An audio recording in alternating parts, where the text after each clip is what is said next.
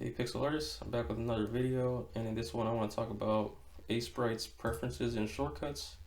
They're really useful if you want to become a faster pixel artist. And I use them a lot, so I'll just show you where they are and kind of how you use them. So you go to Edit, and then they're way at the bottom. You have your shortcuts and preferences. Let me go into preferences first. So there's a bunch of stuff you can change here. I don't really think I don't really remember if I use a lot of these options, but editor has an important one here. So for right click, this is how I pick my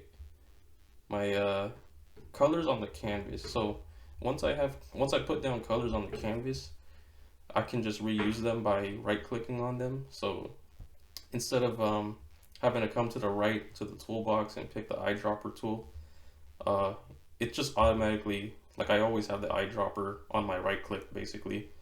So it makes it really easy for me to reuse colors on the canvas. And then I also want to briefly talk about extensions here. I never use this feature, but there's extensions on the internet that you can install. There was one I was looking into that I might actually add. It's called keyframes, and what it does is basically, like, if you have if you're working on an animation and there's, like, let's say you have 100 frames, right? Well, with the keyframes extension, from what I've read about the description, it lets you label which of those 100 frames are the keyframes, and then you can just flip between those keyframes alone without having to go through each frame. So it just makes animating stuff easier. But I think that's it for preferences. You can check these out on your own time if you want. But let's go into shortcuts. So the shortcuts are right here, and then you got menus, commands, tools, actions, mouse wheel, and drag. So for example, if you want to set up a shortcut for, like, one of your tools, let's just say the pencil tool, you'll just find the tool right here, and you can add or change or delete whichever hotkey you use for it. But if you click on this, so right now I have it set to N, so I just press N alone, but there are some modifiers you can use too, like Control, Alt, Shift, Space, and the Windows key, or yeah. So that's just an extra step. The modifier is just an extra step if you want to make it more specific as to how you select the pencil. But yeah, so I already have these set up. I don't want to really mess with them. But anyway, so let me just demonstrate some of the shortcuts I commonly use. So I think for this video, I'm just gonna try to draw an Octorok from Zelda. So the first thing I would do is press Shift N.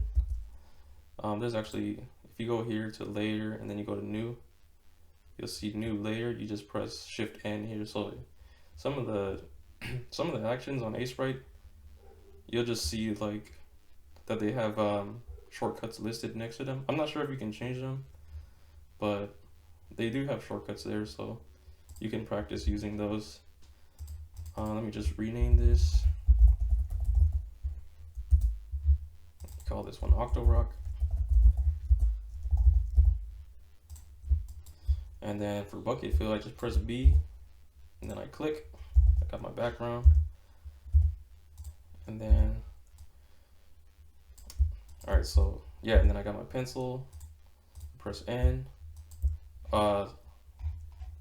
So I can change the brush size with the mouse wheel alone, and I'll just blob out a. Let me see if I can draw this in like 32 pixels.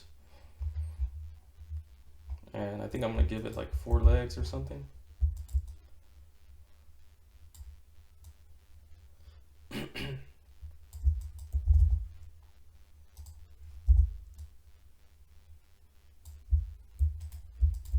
Give it some eyes.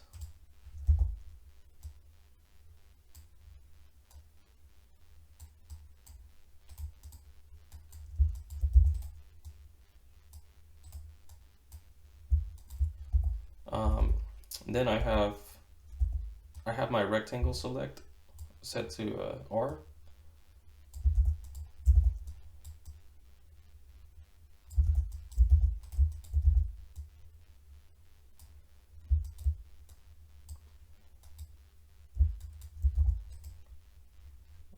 Oh, by the way, so yeah, so I'm able to I think I mentioned this already, but I'm able to pick colors on the canvas just by pressing right click. So that's what I'm doing here. You know, I can select the red or the white. I'm gonna pick the red, and I'm gonna go to these color sliders by clicking foreground color. I go to HSV, and I want a darker shade of this red, so yeah, I'll go here. I might turn it a little bit purple as well, and then increase the saturation.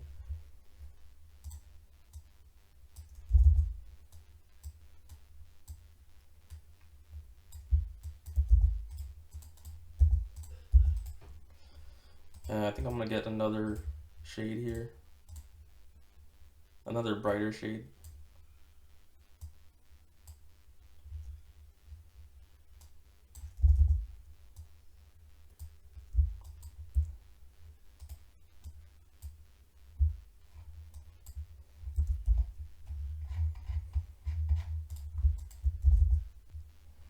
Anyways, I'm just gonna keep going with this.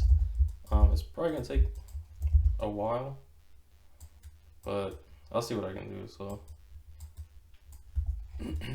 let's see if we can add another leg there in the back.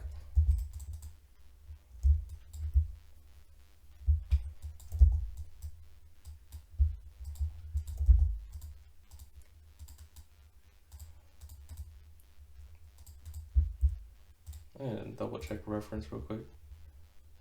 Okay, so it has like, what do you call it? It has like this it's kind of like under a, what is it, like a shell or something? Like if you look at the eyes, it's under the whole body is under this big old bulb thing. So I'll probably lower this. Yeah, so I use the rectangle select and then just drag this down, and then I would add this shadow under the shell here. Make this more like a bulb, more rounder.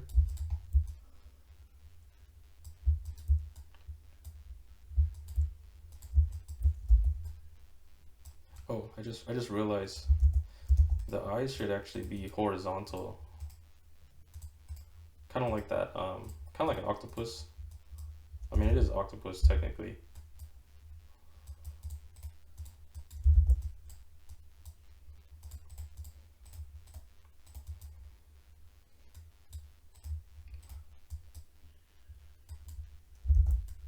Anyways, I don't completely know what I'm doing, but I just know the general idea just by looking at reference, and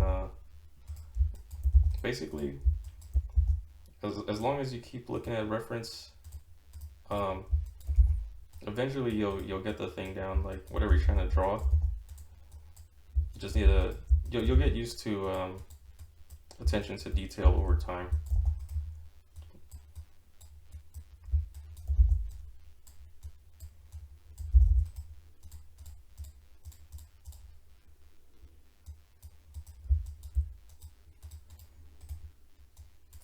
Like saw how fast I just picked the black there. I just did a right click, and I'll probably use another shade of black under the shell. And then there's a little trick. So if you want something to look shinier, you can usually just get white, and then just a little bit. You don't want to shade a big old cluster like this. If you want something to look shiny, it's usually going to be a much smaller area. So something just like this, or maybe like that. And then we just have to position this somewhere nice, like maybe right there.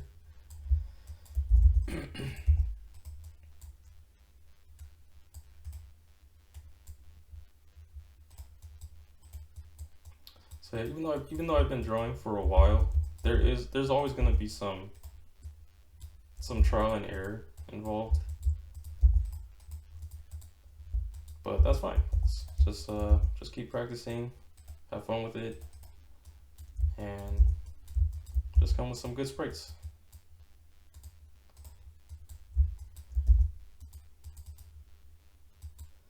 And then also, if you're gonna add this reflection here, you gotta pay attention to this. There's like this little rim shape here on the shell.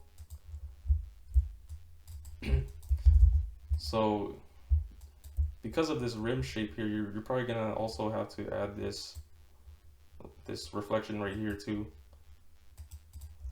because it's like you got a sphere shape here, and then it's attached to this rim. So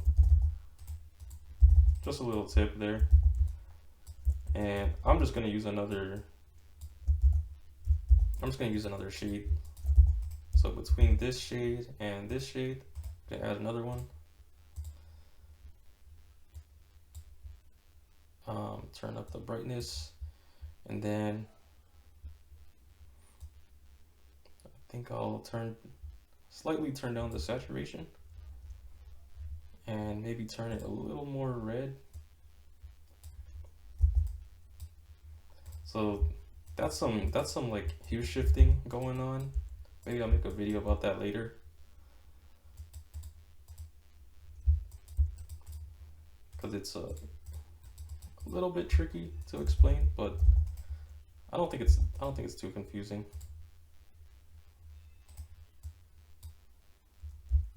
And then I'll also, because we have these reflections here, we got to keep it consistent. I'll probably add it right here.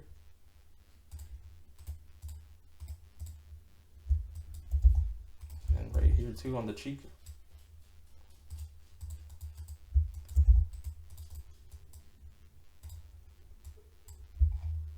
And then we're gonna make sure we have a selective outline right here.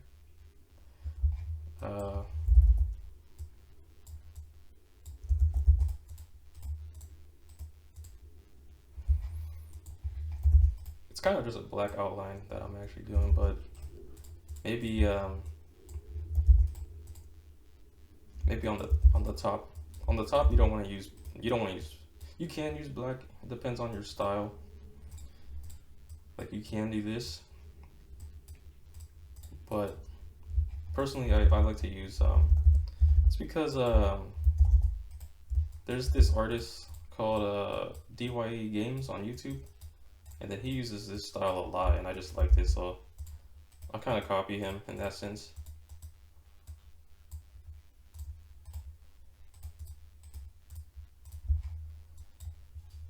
Yeah, so it's got like some black outline, but there's also some selectiveness going on here.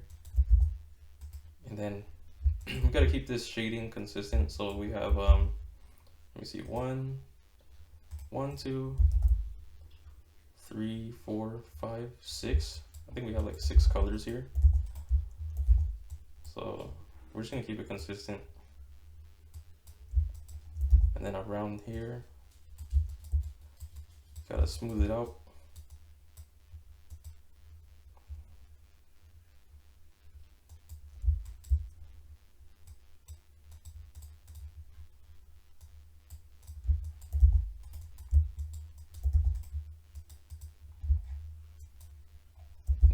So yeah, this part is looking pretty good. I actually like it. The last thing I'll probably do is just add a little shadow.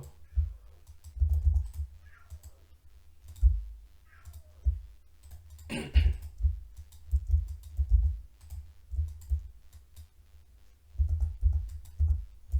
me take this color and then modify it, the background color. Turn it a little darker. And increase the saturation.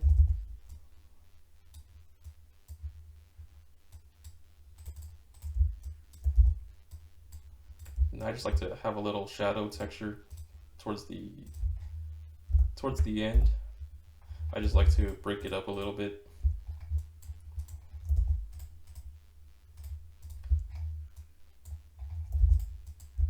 And yeah, so that's basically it. You can use shortcuts to speed up your art process. It will take some practice, but just keep practicing and having fun making sprites. So thanks for listening.